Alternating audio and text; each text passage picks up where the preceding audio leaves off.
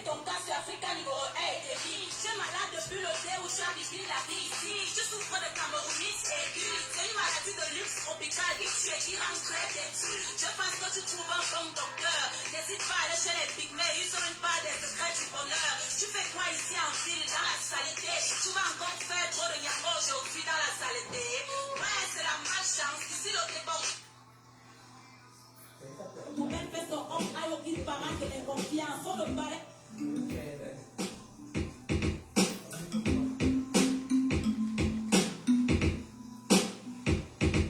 Je vais annoncer ton cas sur Africa numéro 1 et demi. Tu es malade depuis le dé où tu habites la ville ici. Tu souffres de camerounite aiguë. C'est une maladie de luxe tropicale qui tue et qui rend très têtu. Je pense que tu trouves un bon docteur. N'hésite pas à aller chez les pygmées, ils ont une part des secrets du bonheur. Tu fais quoi ici en ville, dans la saleté? Tu vas encore faire trop de yango aujourd'hui dans la saleté.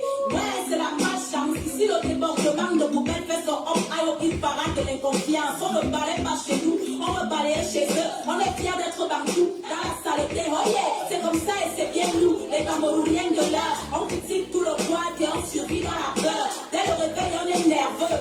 Et quand ça va mal, on dit seulement que c'est la faute à Babia. J'ai très mal rêvé, c'est la faute à Babia. Ma voiture est mentale, c'est la faute à Babia. Mon gars me niaque mal, c'est la faute à Babia. C'est la faute à Babia, c'est la faute à Babia. Ce n'est plus la sorcellerie, c'est la faute à Babia. C'est la sauce et le riz, c'est la faute à Babia. Je me réveille de bonne humeur, c'est la faute à Babia. C'est la faute à Babia, c'est la faute à Babia. Quand quelqu'un te dit que tu vas épouser une babilité, tu vas voir comment la famille va te faire manger le frais. Espèce de chien vert qui n'a ni la rage, ni courage, ni garage. On t'a dit que tu es ici en bon voyage. Tu ne fais pas le farotage. Comment ton cas est grave? Tu sors du school et c'est ton oncle qui t'explique comme ça là. Il te dit tu es quoi? Tu es seulement quoi? Watson, le bon de la vie, ça fait quelque chose pour toi. C'est ça le Cameroun, pays en chantier, beaucoup de meubles. Chacun vient avec sa part de LLA. On passe par le tribalisme, les complexes de supériorité, la jalousie, la peur de l'autre et la facilité. Le milieu de l'art est plein de petits boubous. Quand on a un peu de pouvoir, il te traite trop mon boulot. Nerveux dès le matin, périphrée. Ne me parle pas de balayer mon propre pôle, n'a qu'à le faire. Tu ne fais que dormir, c'est la faute à Babia. Tu ne fais que mentir, c'est la faute à Babia. Jusqu'à quand on va dire, c'est la faute à Babia. C'est la faute à Babia, c'est la faute à Babia. Tu abandonnes tes moulins, c'est la faute à Babia. Tu t'engailles avec les gars, c'est la faute à Babia. Tu fais ça et tu dis quoi? C'est la faute à Babia. C'est la faute à Babia, c'est la faute à Babia.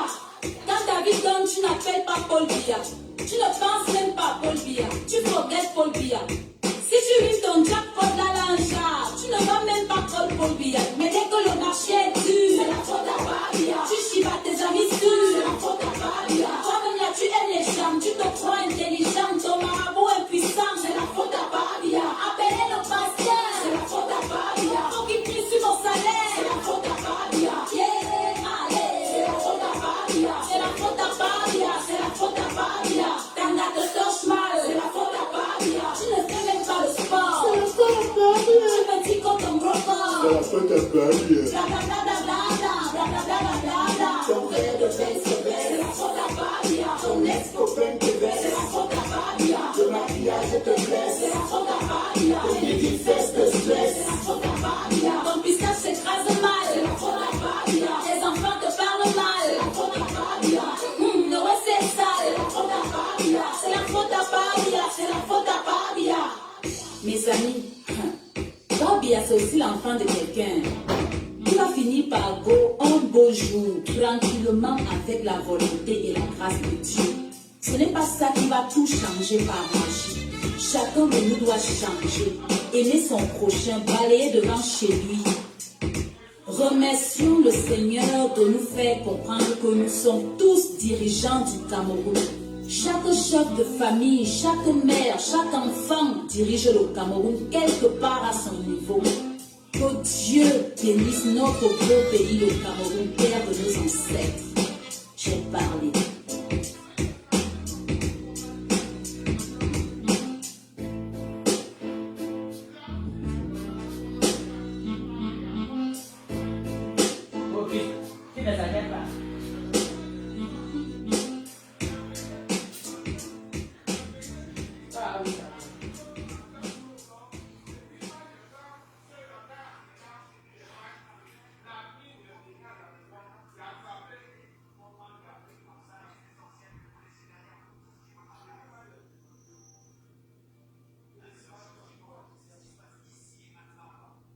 une fois qu'on a commencé à recevoir l'allocation.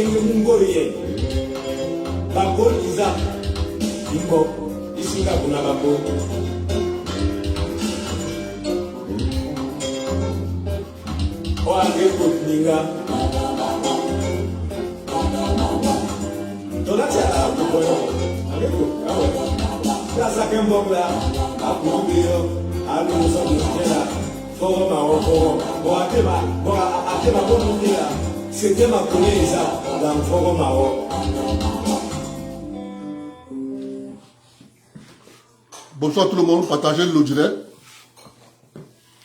Un petit conseil aux hommes.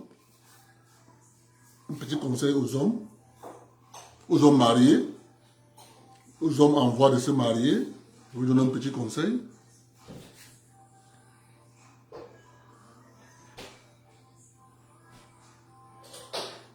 Si tu épouses une femme qui n'aime pas ta mère,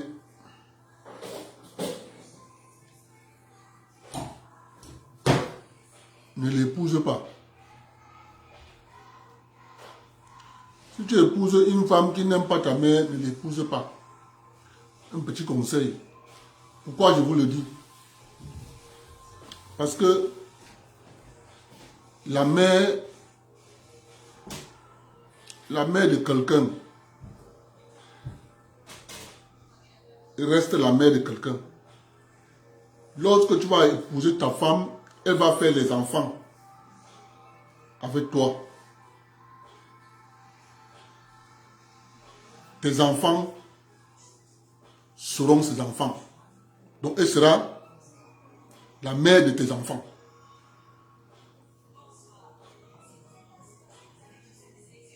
Je vous dis ça pourquoi?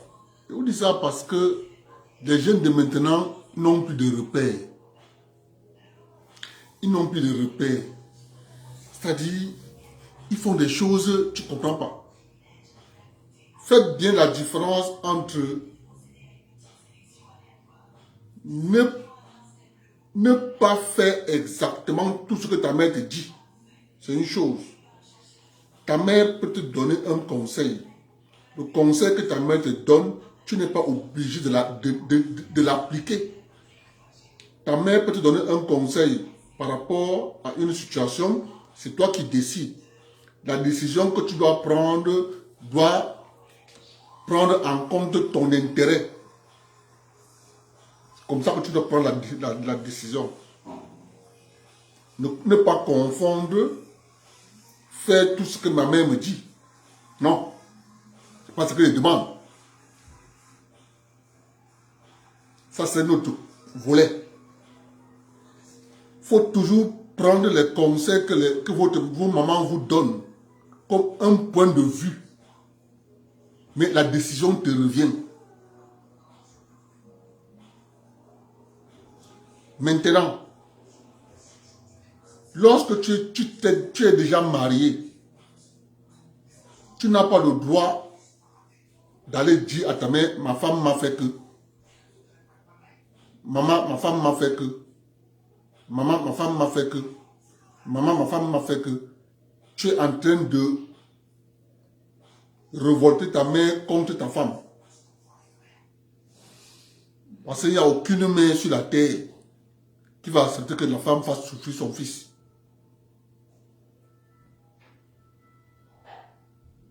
Il est préférable que tu fasses des problèmes avec ta femme, ça reste entre toi et ta femme. Tu ne mets pas ta mère sur ça. Quand même ta mère apprend ça par dehors, par les gens du dehors, n'accepte pas. Dis que maman, ce n'est pas vrai. Parce qu'elle, elle a eu son mariage avec ton père.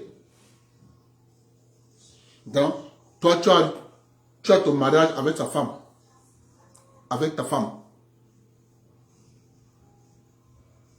C'est comme ça que ça marche.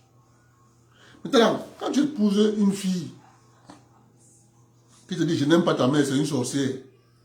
Mon frère, cherche ta route. Cherche ta route.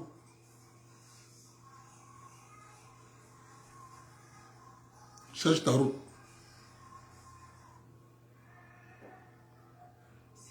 Ça, c'était le conseil que je voulais vous donner. Maintenant, on va parler du royaume des Bamoun.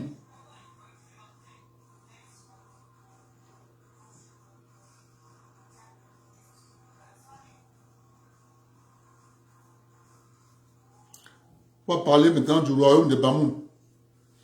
Avant de parler du royaume des Bamoun, je mets la vidéo. Pour que tout le monde soit au même niveau d'information.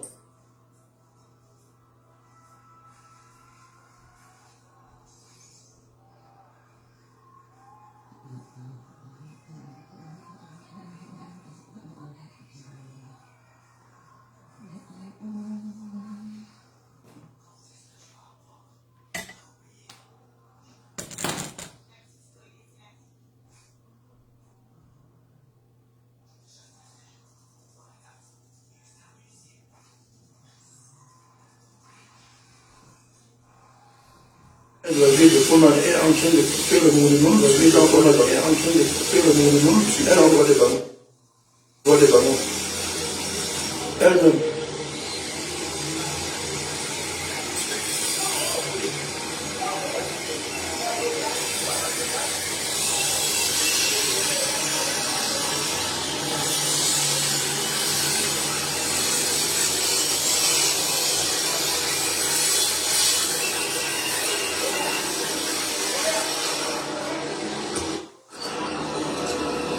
Voilà, la station n'existe plus. Elle vient d'être occupée il y a 10 minutes. Voilà, le câble de Fumba.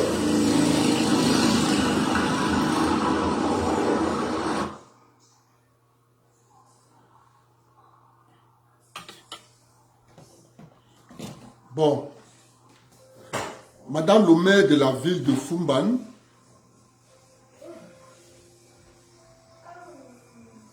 coupe, parce que vous savez, dans la ville de Fumban, le royaume de Fumban a une porte d'entrée. À la porte d'entrée du royaume de Fumban, le sultan Bombo Njoya, paix à son âme, a reconstruit la porte d'entrée de la ville de Fumban. Et a érigé devant la porte d'entrée une statue à l'honneur du sultan Njoya. Madame le maire dit c'est elle le patron de la ville. C'est elle le patron de la ville, et c'est elle qui a la charge d'ériger les monuments dans la ville de Fumban.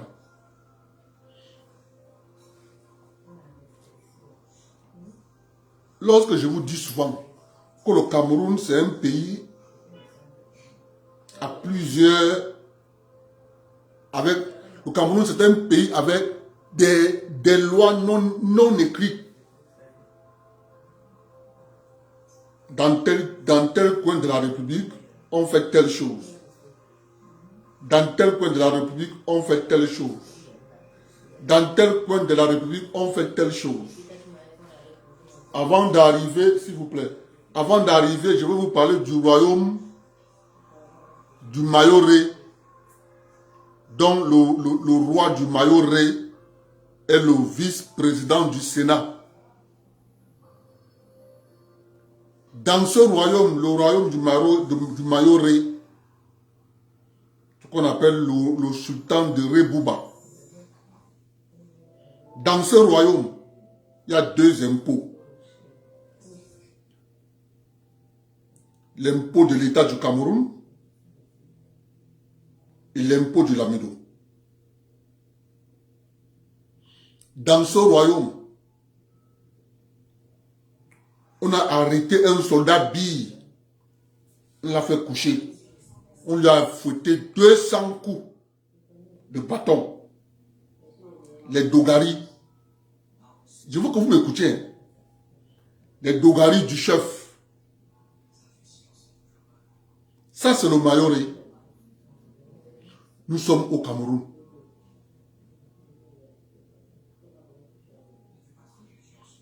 Mais il est vice-président du Sénat.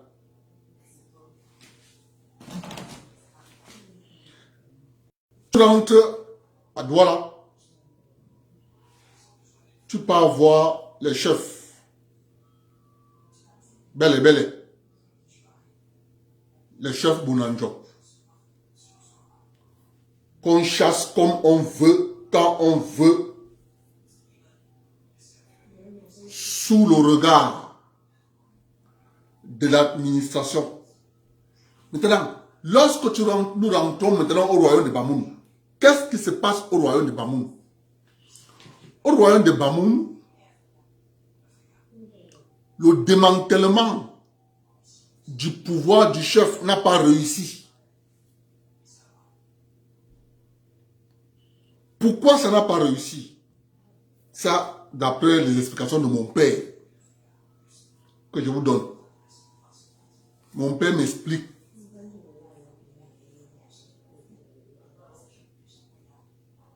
Lorsque les Allemands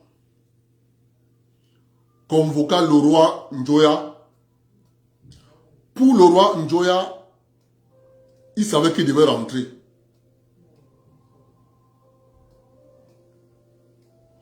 Il savait qu'il devait rentrer, raison pour laquelle il est parti à la convocation. Mais, dans ce déplacement, un de ses petits-enfants est entré dans la voiture à l'insu des Allemands. On vient de découvrir qu'un petit garçon est monté dans la voiture après avoir parcouru des kilomètres. Ce petit garçon s'appelle qui? Ce petit garçon s'appelle Njimolu Chedou. Ce petit garçon s'appelle Njimolu Chedou. Lorsque Njoya arrive donc à la convocation, il se rend compte que c'est une déportation. Il n'a pas arrangé la chefferie. Il n'avait pas érigé un successeur. C'est comme ça qu'il est donc obligé de faire du petit garçon qui était là, qui était avec lui, son successeur. Il rentra, c'est comme ça qu'il rentra au village, accompagné par les Allemands. Il devint chef. Mais,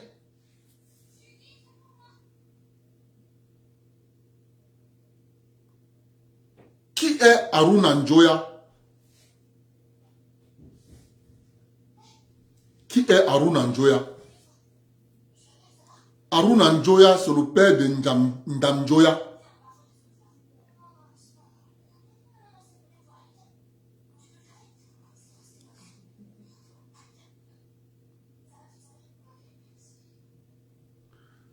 Je réponds toujours au salut, mon frère.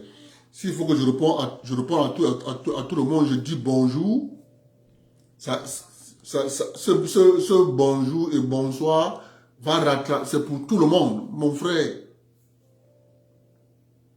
Si toi tu viens à 10h10, bonjour, je réponds. L'autre vient. Tu vas pas voir qu'à chaque fois, je vais sortir du direct. Quand il dit bonjour, bonsoir, c'est pour tous ceux qui vont venir et ceux qui sont déjà là. C'est comme ça, mon frère. Et je t'ai vu. Je dis toujours bonjour au début. Ça fait pour les nouveaux arrivants, ceux qui sont en retard et ceux qui sont là. C'est comme ça. Maintenant, qui est Haruna Njoya? Haruna Njoya, c'est le père de Ndam Njoya. Mon père m'explique que dans l'organisation de leur chefferie, Haruna Njoya représentait les intérêts des Bamoun au sein de l'administration.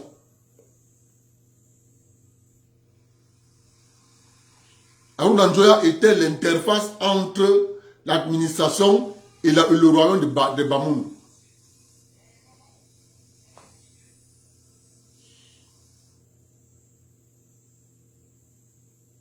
Lorsque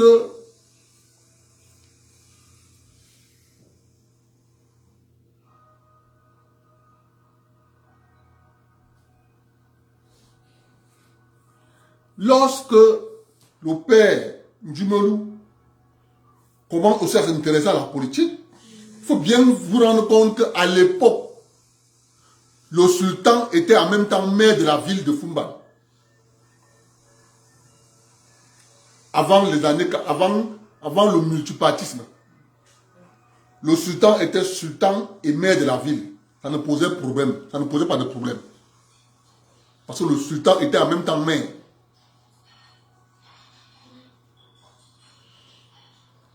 À l'arrivée donc du multipartisme, le sultan étant donc déjà entré en politique, ses enfants occupant déjà les postes ministériels au détriment des Ndam. Parce que c'est les Ndam qui était plus la couleur de transmission entre la chefferie, le sultanat et l'administration. C'est pour ça que les Bamoun,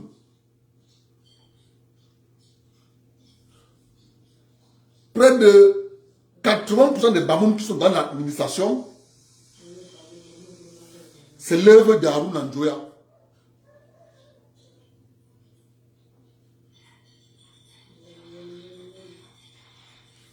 Raison pour laquelle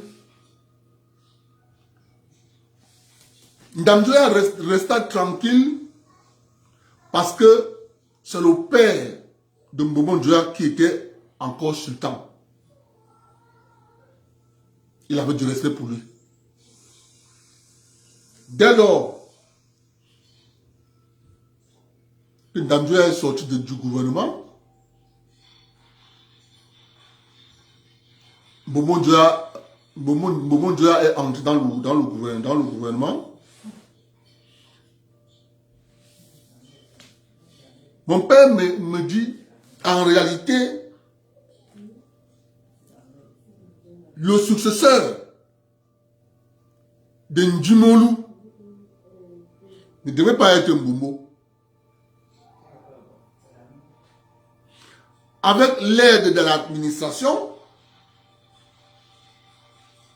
on a fait de Mbombo sultan.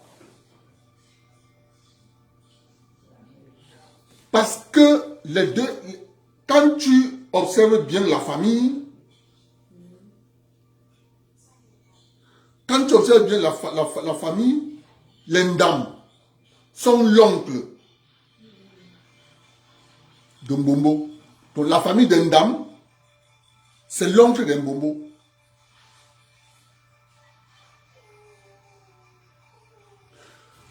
Donc vous voyez aujourd'hui, lorsqu'on va aux élections, tous les Bamoun votent Ndam. Sans exception. Je dis bien, tous les Bamoun. Donc la question à poser, Si tous les Bamoun votent Ndam, mais les Bamoun ne sont pas quand même bêtes. Si les Bamoun décident de voter Ndam, c'est qu'il y a quelque chose dans la chefferie. Il y a quelque chose il y a une usurpation quelque part. Parce que ça ne se comprend pas que le feu Mbombo, sultan paix à son âme, est chef. Mais quand il va aux élections, les Bamoun ne le votent pas.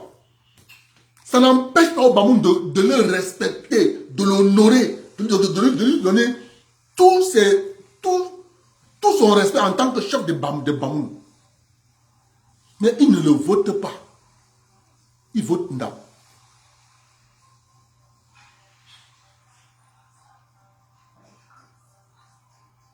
Il ne le vote pas. Il vote Ndam.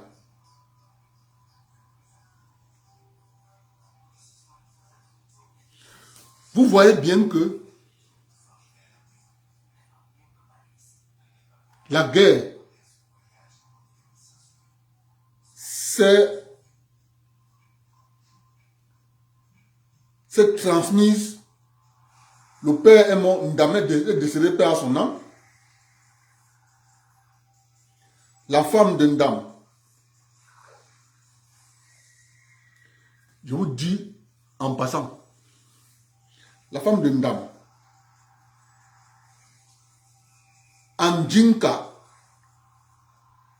dans leur quartier là-bas, en Djinka, là-bas, elle nomme les chefs. Elle nomme les chefs de quartier. Je dis bien, elle nomme les chefs de quartier. Elle nomme même les imams. Donc, ça veut dire que lorsque la femme de Ndam aussi va disparaître, le fils de Ndam va aussi venir, ça sera la même guerre. Ça veut dire que ça sera les enfants qui vont continuer à lutter. Ça ne vous honore pas. On dit le linge sale se lave en famille. Mais si vous amenez ça en public, comme c'est là en public là, je dis encore, l'administration vous trompe. Madame le maire. Parce que ce qui arrive, Madame le maire,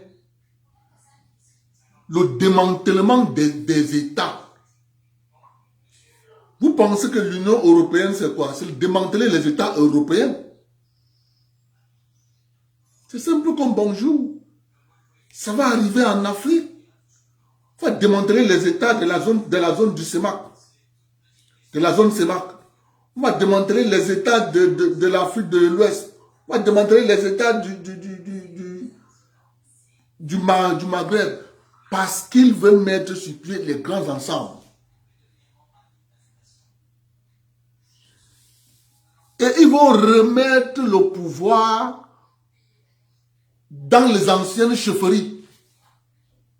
Parce que à l'heure actuelle, les États sont devenus un frein aux intérêts des multinationales. Ils préfèrent commencer à négocier avec les chefs.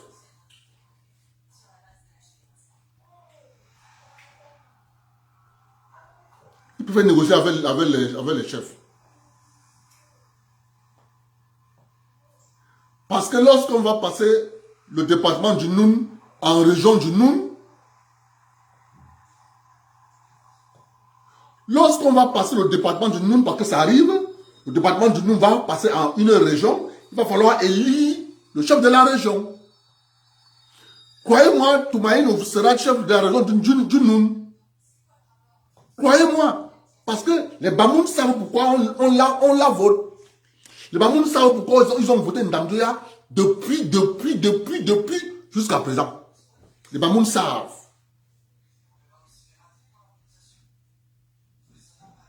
Les Bamoun savent.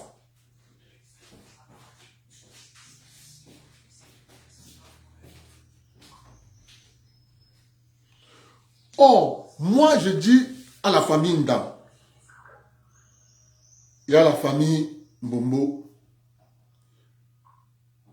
fumer le calumet de la paix.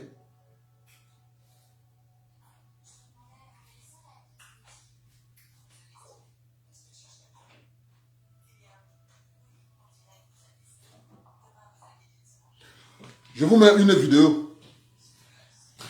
Je vous mets une vidéo.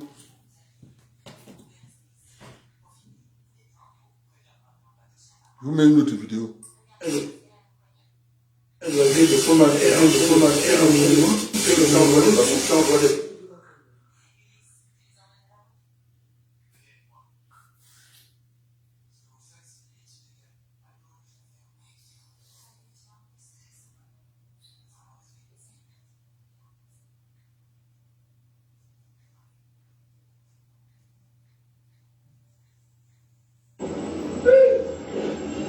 Soldats au garde à vous.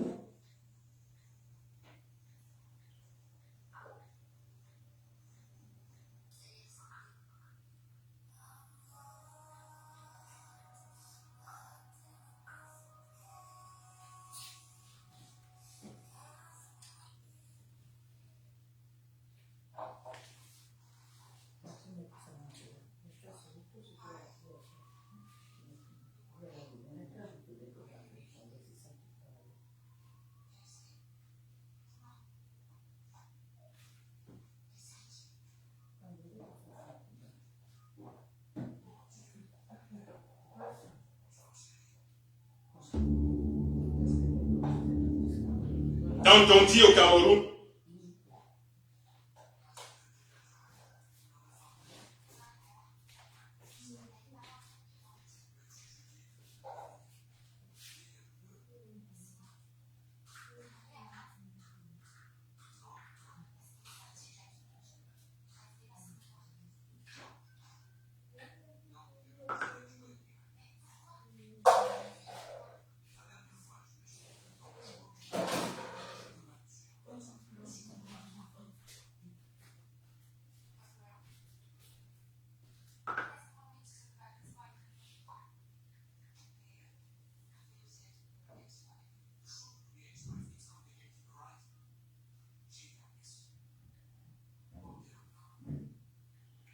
La vidéo est même ou non?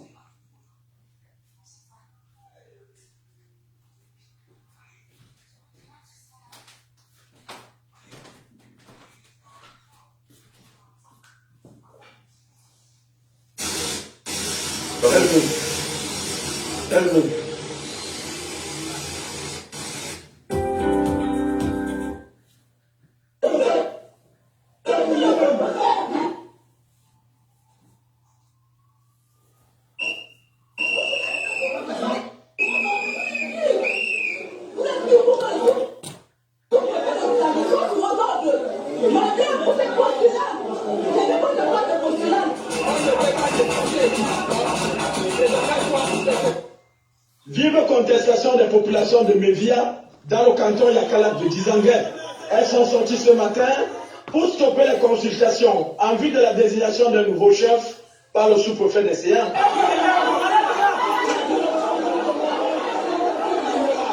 Vêtus de noir et pancarte à la main, on pouvait lire des messages. Nos terres ne sont pas à vendre. Nous voulons le développement de Mévia par le chef Makouma Passi. Je suis fâché. Je suis fâché parce que celui qu'on dit, soi-disant, c'est le futur chef, je ne sais même comment l'appeler. Ça, c'est un garçon que moi je ne connais pas, même du vivant de papa. Je ne l'avais jamais vu. Je connais les autres enfants, les autres frères dans sa gueule. Celui-là, je ne l'avais jamais vu. À l'origine de ce mouvement, qui a vu l'autorité administrative séquestrée dans une maison d'habitation par ses populations, la destitution du précédent chef, Passi Madeleine Makouma, désigné le 12 octobre 2021 par le sous-préfet sorti, Soustem Sandjomo, avec un procès verbal à l'appui.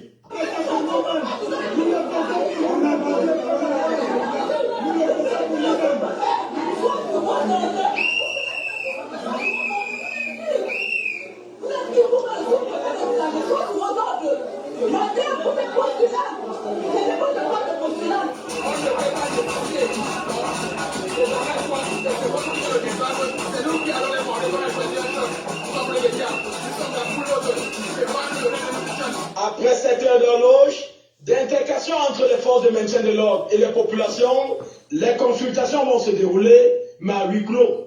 Au sortir de celle-ci, le procès verbal a été arraché des mains du sous-préfet et déchiré par un individu non identifié. Parce que le village de Dia, c'est un village riche. Et le roi était mon arrière-grand-père. Si aujourd'hui le sous-préfet dit qu'une femme ne peut pas être chef de la lignée de sa mère, je veux les réponses. Je suis la fille de Ombe Marie-Françoise, la première fille de Yoma Henri qui était chef. Ici, dans la bouche des populations, une seule phrase revient. Ils ont pris 450 millions de notaires. Qui a pris et quelle direction cet argent a pris? Pour l'heure, les populations en chantant ont escorté leur chef choisi depuis le lieu de la cérémonie jusqu'à son domicile. Quant au sous-préfet, une affaire à suivre.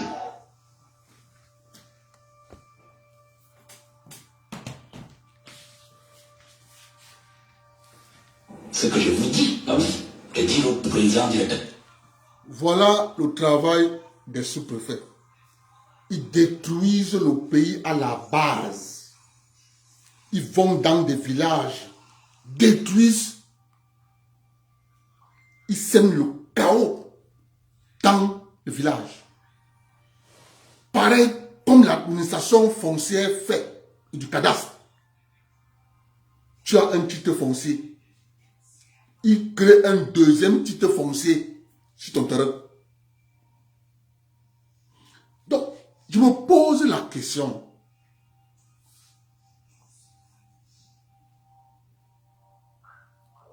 Seigneur,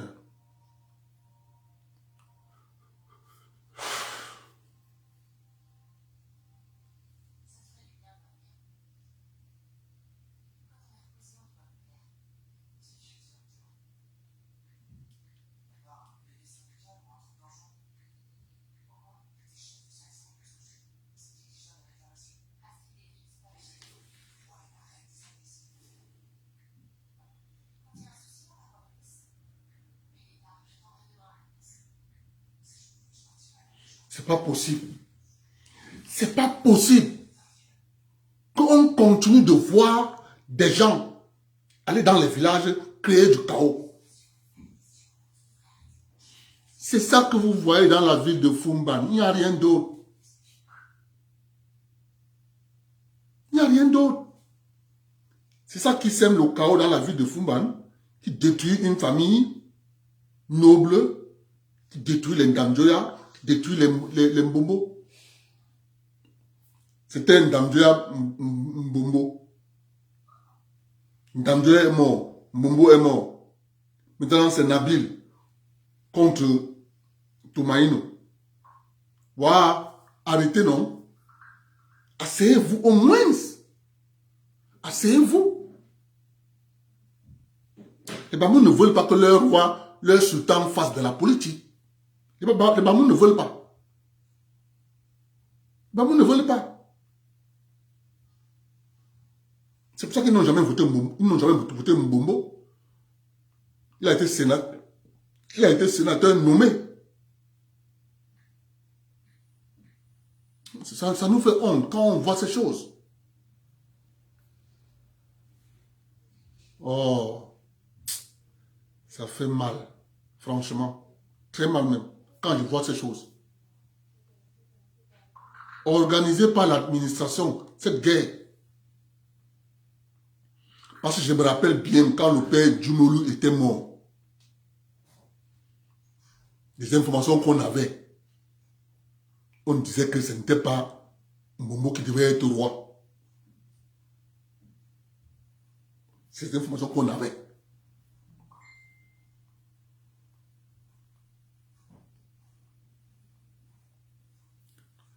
Waouh, c'est terrible, hein?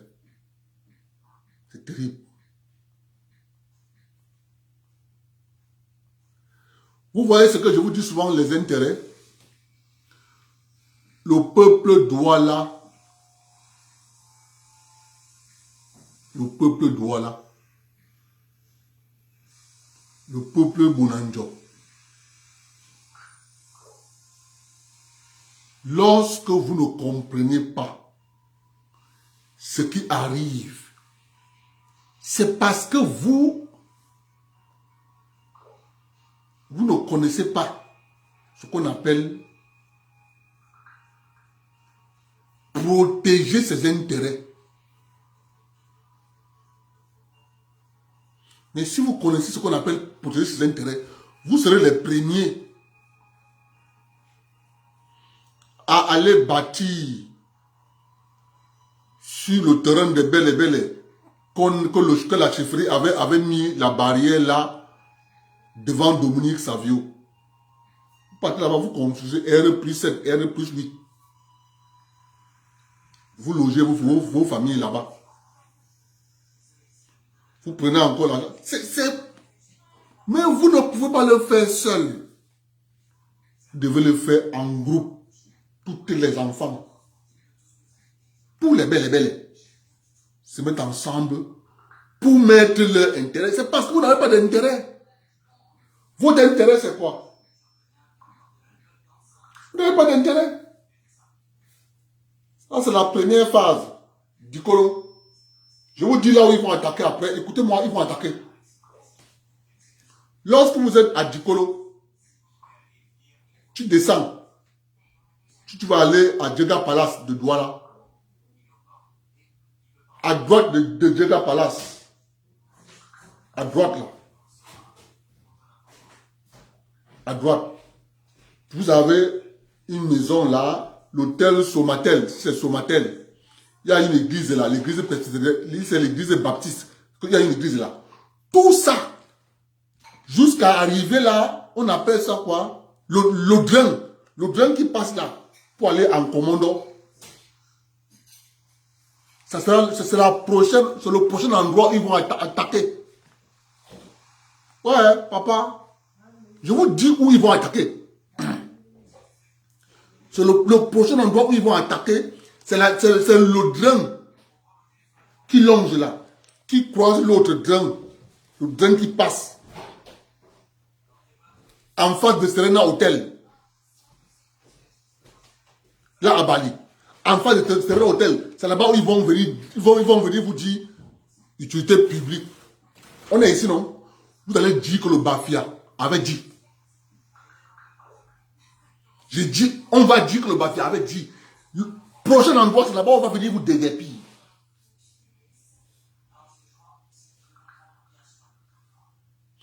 Or, si vous voulez que ça n'arrive pas, vous devez aller voir votre chef. Vous vous asseyez. Les valeurs épées sont là. Asseyez-vous. Ne comptez plus sur le titre foncier. Le titre foncier, c'est rien du tout. Si vous mettez à cet endroit les immeubles, pourquoi on vient vous détruire ces immeubles-là? Papa, détruire un immeuble coûte cher que construire.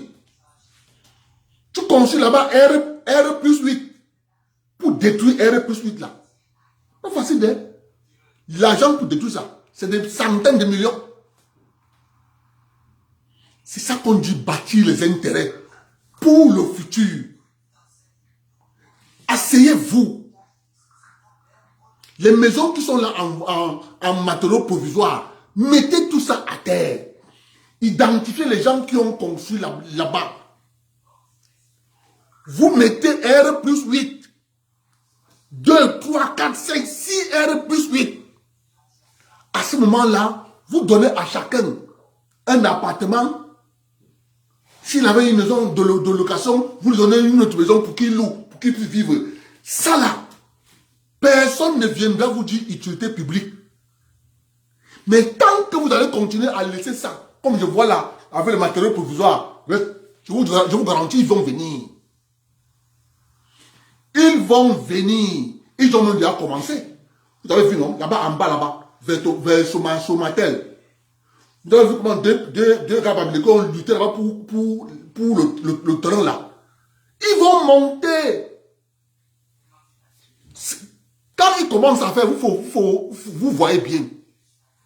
Quand ils commencent à faire, vous voyez. Tu peux anticiper, comprendre ce qui va arriver dans 10, 20, 30 ans. Ils vont prendre tout ça. Parce que c'est un matériau provisoire. Quand ils vont prendre ça, écoutez-moi. Je vous dis ce qui va arriver. Parce que s'ils vous ont chassé à Bonanjo, ils vont aussi vous chasser à Bali. La partie là, quand ils vont prendre, quand ils vont finir là-bas, là où ils vont attaquer après, ça sera derrière Serena Hotel. Ouais, papa. Ça sera derrière Serena Hotel. C'est là-bas où ils vont attaquer. Quand tu parles derrière Serena Hotel, tout là-bas derrière Serena Hotel, c'est matériau provisoire. Il faut savoir leur méthode de fonctionnement.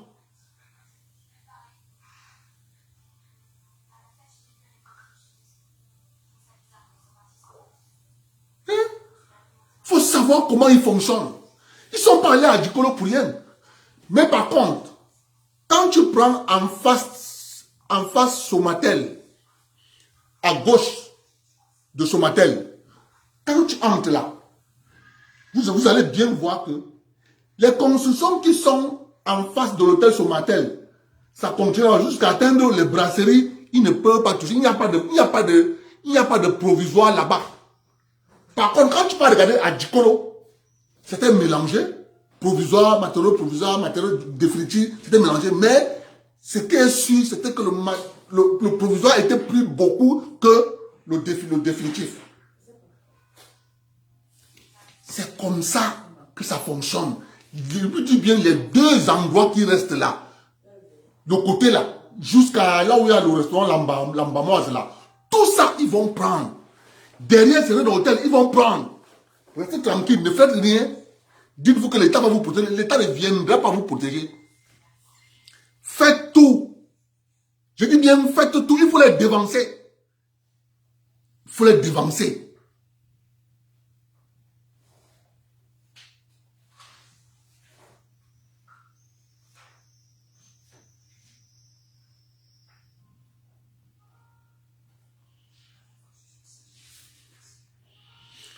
Bon. Vous n'avez pas vu ce qu'ils ont fait? Ils ont conçu la cité des douanes. Ils sont où? Mais ils ont cassé la cité des douanes. Ils ont conçu leur immeuble. Ils vous ont dit non, le logement, c'est les maisons des gens. Allez voir à qui ça appartient.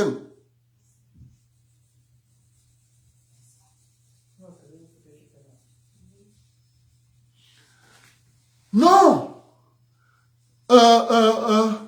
Regarde, le Banon, il y a un drain qui sépare le cimetière de Bonadibon qui appartient à l'église catholique. Il y a un drain qui sépare le quartier Bali et Bonadibon. Parce que le cimetière qui est là, la cathédrale, tout ça c'est le quartier Bonadibon. Mais il y a un drain là au milieu. Là on a construit l'université catholique là. Il y a un drain là au milieu qui sépare les deux quartiers entre qui sépare le quartier Bonadibon. Il y a le drain qui passe au milieu. C'est ça qui sort derrière là-bas à Djeka Palace de Douala. Il y a un drain là au milieu. C'est ça qui sépare. Comment venez prendre ça? Si vous ne vous organisez pas, le problème c'est, lorsque vous voyez les gens faire, vous dites, ah, mais c'est pas la première fois qu'ils font ça. Ils vous ont déjà chassé à Bounandjo.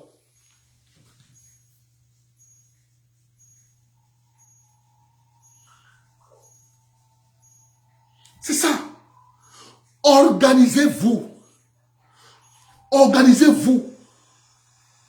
C'est pour ça qu'ils refusent de donner aux communautés les titres fonciers collectifs. Parce que les titres fonciers individuels sont faciles à fabriquer un titre foncier sur notre titre foncier. Or, lorsqu'on donne à une communauté un titre foncier du village, ça devient le morcellement. Les gens vont aller faire le titre foncier du morcellement du grand titre foncier. Ils ne sont pas bêtes, ils savent ce qu'ils font. Battez-vous, confusez là-bas les R+8, vous anticipez. Et vous partagez les maisons, les appartements dans ces immeubles. D'ici 50 ans, vous ne faites pas ça. Je dis, vous ne faites pas ça. Les gars là vont venir vous chercher dans votre village. Je dis bien, tu construis R+8 pour les démolir, pour les détruire. Tu dépenses le montant d'argent que tu as construit. C'est ça.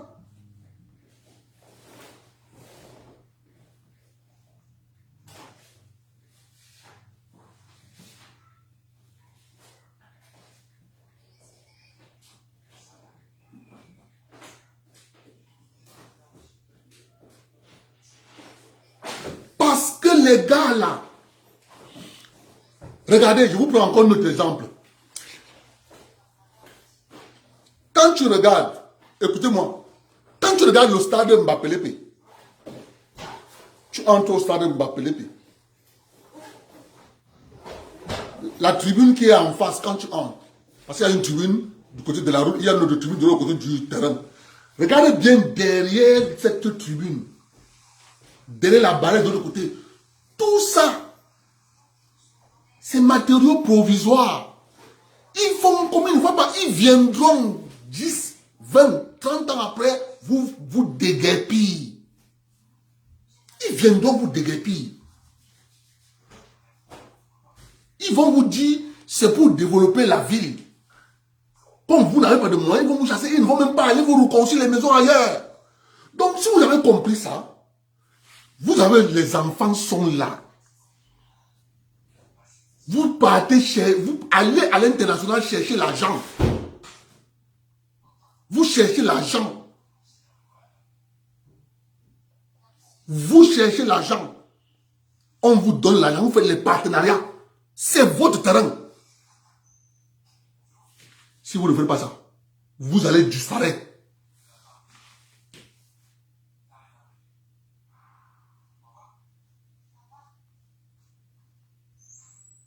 Voilà. Merci. Dominique Boulet, tu vois, non? Ils ont dit, ça commence comme ça. Ils vont déguerpir. Comme ils ont déguerpi là, ils vont donner là où on a déguerpi aux riches. Ils vont en déguerpir jusqu'à arriver au drain. Le drain qui est là-bas derrière, parce qu'il y a un drain là. Le drain là sort de l'autre côté vers l'Ambamoise. Le drain là, c'est le drain là qui passe là, qui est derrière, moi j'appelle le magasin ici. Le magasin des Pakistanais là, qui est là vers la douche, pas la douche, boulevard les Portiques. Quand tu dépasses ancien monoprix, il y a le magasin des Pakistanais là. Il y a un drain qui commence là-bas derrière ces maisons-là. C'est le drain là qui entre là, ça descend. Ça passe derrière Camutel. Ça contourne ça. C'est le drain là qui passe là vers le restaurant de l'Ambamoise. L'autre partie, l'autre branche continue pour aller là-bas sortir vers Djeka Palace. Tout ça là, ils sont tranquilles. Ils savent qu'ils vont prendre ça dans 20 ans. Vous ne pouvez pas rester comme ça. Vous ne pouvez pas rester comme ça.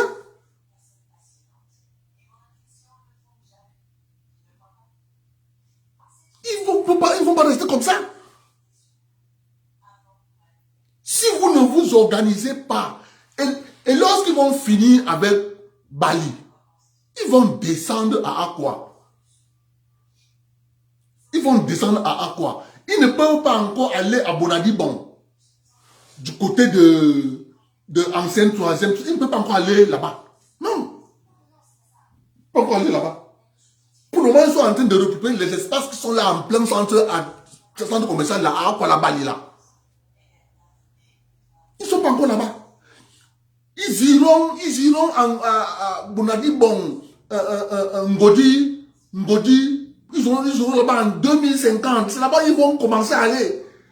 D'ailleurs, ouais, parce que quelqu'un est parti dire qu'il a son titre foncier, Cosmecam. Il est parti prendre le camp, il a fabriqué un titre foncier disant que le camp Yabassi c'est pour lui.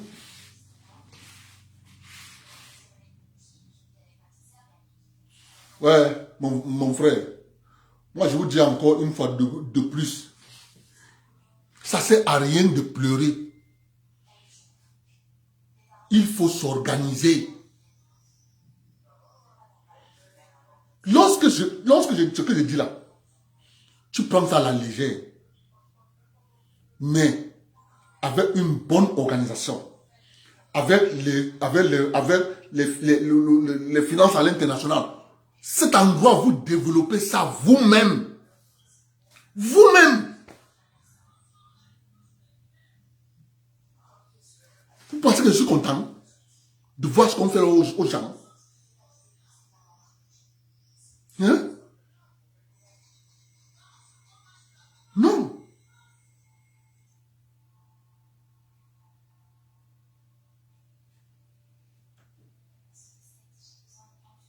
C'est terrible.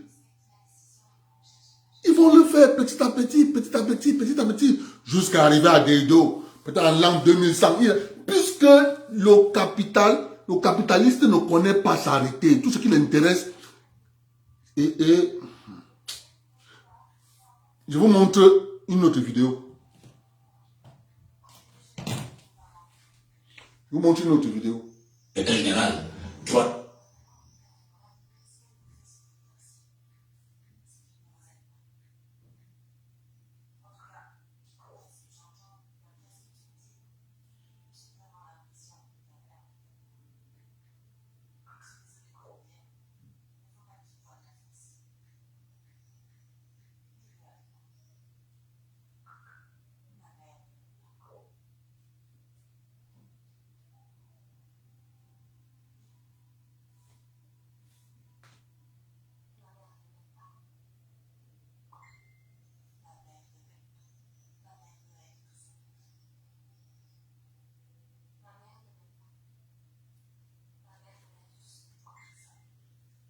J'ai économisé 500 $ en sondant pour aller en direct, donc j'ai fait une petite poignée.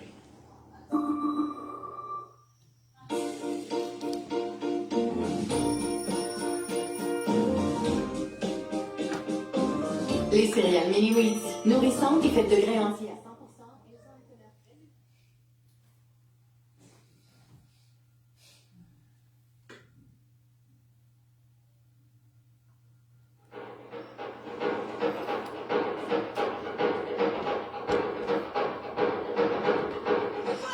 Avant Pékin contre Hong Kong, avant le 1er juillet 97, il va y avoir plein de fêtes anglaises, plein de raves. Mais après, il y en aura beaucoup moins. Parce que la plupart des Britanniques seront rentrés chez eux.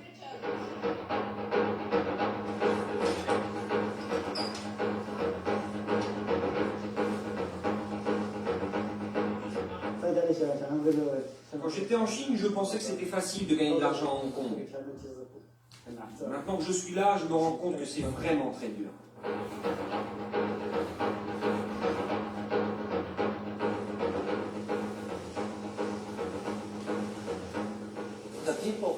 Moi, je connais plein de gens qui ont quitté Hong Kong. Des amis, des gens de ma famille. En fait, ils ont eu peur. Mais aujourd'hui, c'est évident, ils ont eu tort.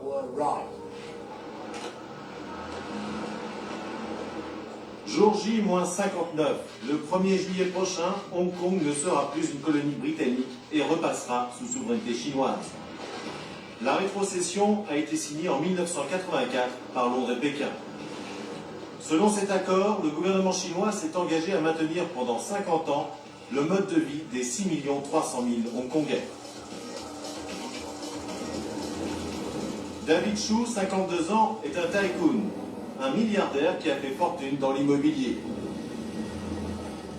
Ce self-made man peut aujourd'hui satisfaire tous ses caprices et il ne s'en prive pas.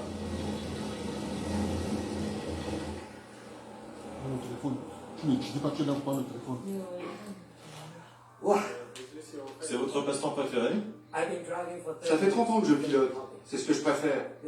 Ça, c'est mon bébé. Là, c'est une autre moto. C'est une moto de course. Vous allez voir, ça, c'est la moto la plus rapide du monde aujourd'hui. Regardez, ça, c'est une Ferrari. Une F355, c'est la plus rapide des Ferrari de production. Maintenant, ça c'est ma Porsche customisée, c'est pour rouler sur circuit. En Chine, je roule en grosse limousine. En tout, j'ai 5 maisons. Une à Vancouver, au Canada, une à San Francisco, une à Pékin, une autre à Hong Kong et une à Canton.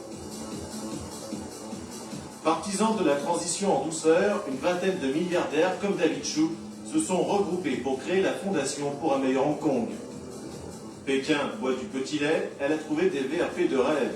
Ils ont investi près de 4 millions de francs chacun pour donner une bonne image de Hong Kong après le 1er juillet. Je suis né en Chine en 1944. Et à l'âge de 14 ans, je suis parti avec ma famille en Amérique. Nous étions des réfugiés chinois. J'ai fait toutes mes études aux États-Unis. Je suis allé à l'université. Et ensuite, j'ai travaillé pour plusieurs sociétés américaines, notamment dans la banque. Et en 1977, je travaillais pour la Bank of America. Et on m'a transféré à Hong Kong. Et en fait, c'est en 1994 que j'ai définitivement renoncé à mon passeport américain et que je suis officiellement devenu citoyen de Hong Kong.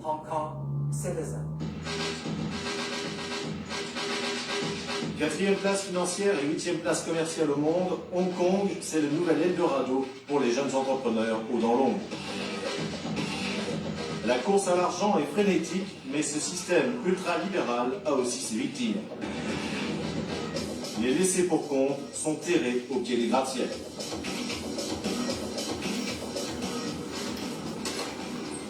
Monsieur Wu, 73 ans, est arrivé de Chine en 1950. Il était cantonnier. Aujourd'hui, il vit de maigres allocations vieillesse.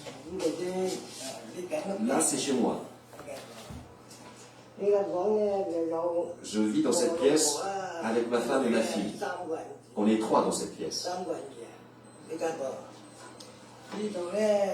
Sur ce lit, vit un homme seul. Il est tout seul. En dessous, c'est une femme célibataire. Elle est seule, elle aussi.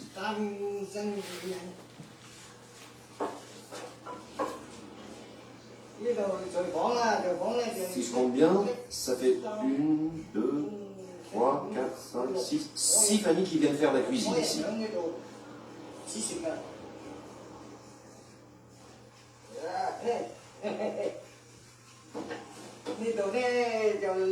Là, dans ce coin, il y a 2 personnes qui vivent. Une en haut, une en bas.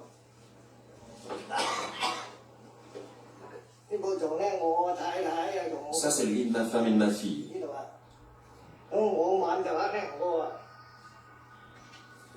Le soir, je sors mes 2 planches pour installer mon lit.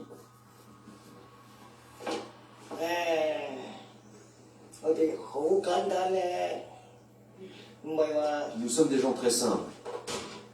Et on vit comme ça depuis une vingtaine d'années.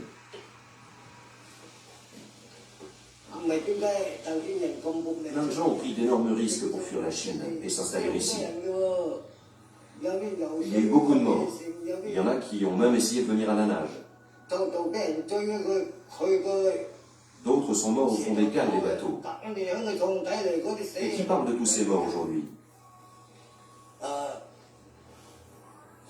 Moi, je vous le dis, je ne veux plus mettre les pieds en Chine. Sur le même palier, la famille Liang vit dans 8 mètres carrés. C'est dans cette petite pièce que les parents et les 2 fils font la cuisine, mangent, dorment et regardent la télé. Ils paient un loyer de 4 000 francs par mois. La rétrocession à la Chine, oh, vous savez, les journaux, ils racontent tout et n'importe quoi. Enfin, moi, ce que j'en dis, hein, de toute façon, je ne sais pas lire. Les gros bonnets, ils vont se battre pour prendre le pouvoir, pour avoir des postes importants à Hong Kong. Vous savez, ça ne changera rien. La rétrocession à la Chine n'apportera rien de bon. À mon avis, on aura toujours à manger, de toute façon. Enfin, peut-être qu'il y aura moins de corruption à Hong Kong.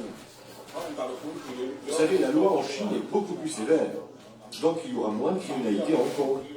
Par exemple, en Chine, quand on est reconnu coupable de corruption, on est passible de la peine de mort. Même sous l'autorité de la Chine, il y aura toujours autant de liberté à Hong Kong, j'en suis sûr. Moi, je trouve que c'est normal que Hong Kong revienne à la mère patrie. Les étrangers en ont assez profité comme ça. Le Québec, c'est grand. Il y a tellement tout à voir, tout à comprendre.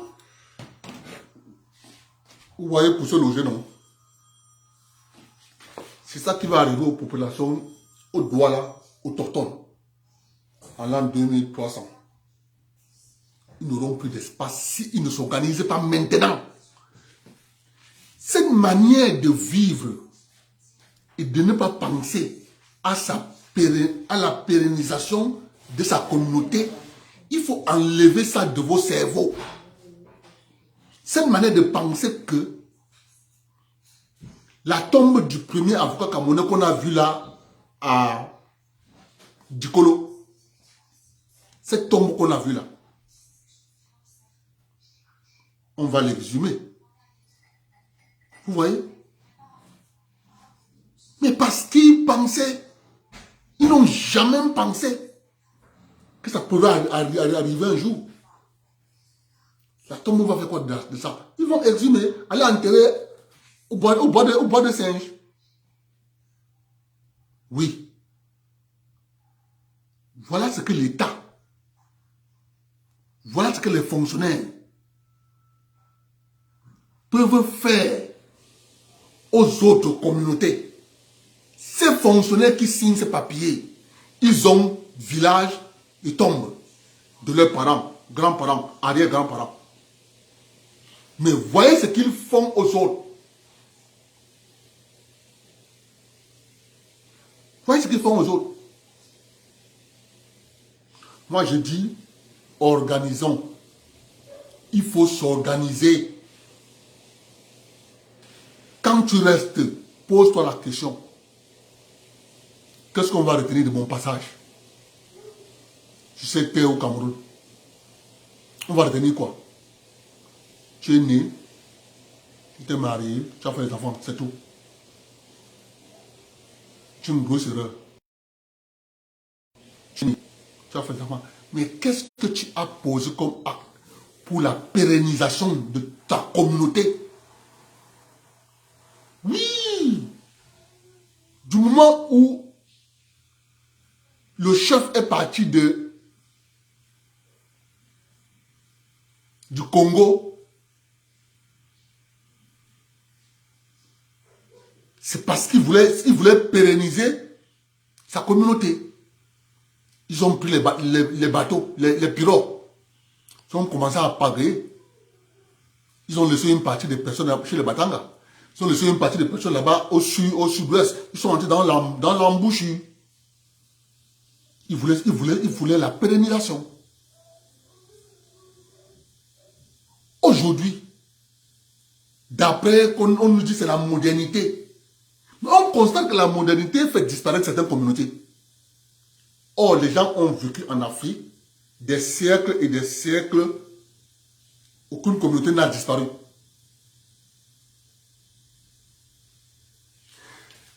Les gens ne peuvent pas vivre sans se dire que mais les générations qui viennent derrière nous vont trouver quoi?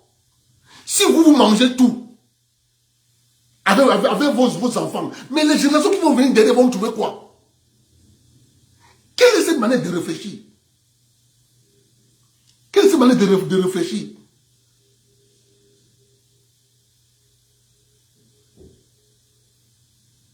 Tu vois, les gens sont dans une famille, ils n'ont plus de terre.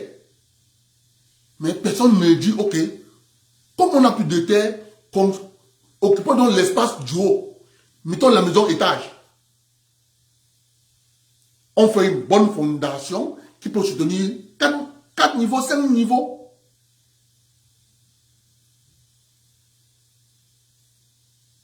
C'est terrible. Si on continue avec cette mentalité, les peuples de la zone forestière vont disparaître tous.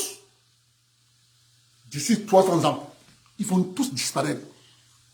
Les zones vont disparaître, les Bassa vont disparaître, les Bafia vont disparaître, les zones, tout le monde va disparaître. Mais c'est ceux qui seront organisés pour leur pérennisation qui vont rester. Vous allez voir, si on continue comme on fait là.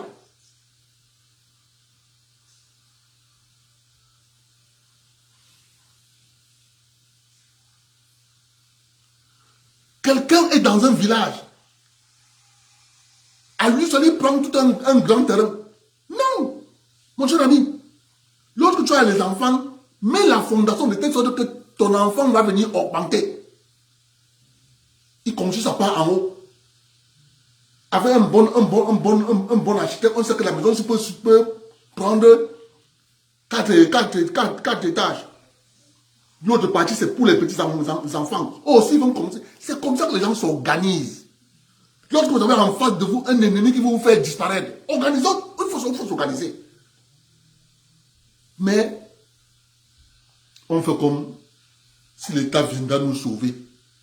Et l'État est en train de montrer que l'État est embrigadé, l'État est en prison. Une mafia s'est accaparé l'État. Je répète, une mafia s'est accaparé l'État. Et c'est cette mafia qui est à l'œuvre. C'est ça la vérité. L'emprunt obligataire, je répète encore, l'emprunt obligataire, ça s'arrête le 25, mais nous on va arrêter le 24.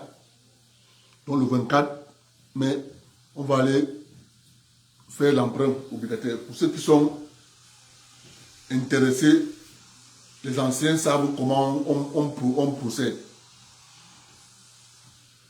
Bonne soirée à vous tous.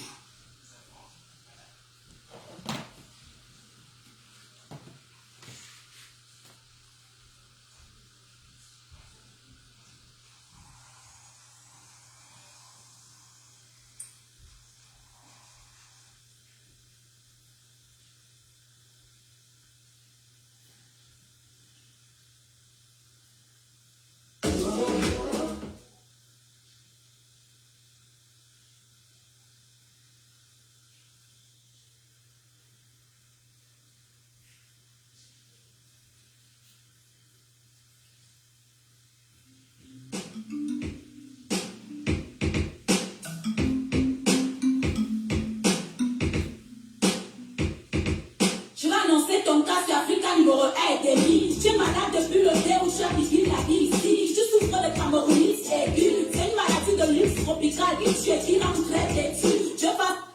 C'est pour ça que les banques ne donnent pas l'argent aux communautés de construire les maisons. Les banques ne peuvent pas vous donner de l'argent. Ils ne peuvent pas. Ici, dans ce pays-là, toutes les maisons appartiennent aux banques. Toutes les maisons appartiennent aux banques. Toutes les maisons appartiennent aux banques. Tu veux partir, tu vends ta maison. Qui va l'acheter? C'est la banque. Ça marche. Il n'y a que chez nous, là, que les maisons appartiennent aux individus. Ici, là, la maison appartient à la banque. Parce que tu as une grande maison, après tu vieillis, tu vends la maison, tu vas rester dans les maisons de retraite. Bonne soirée.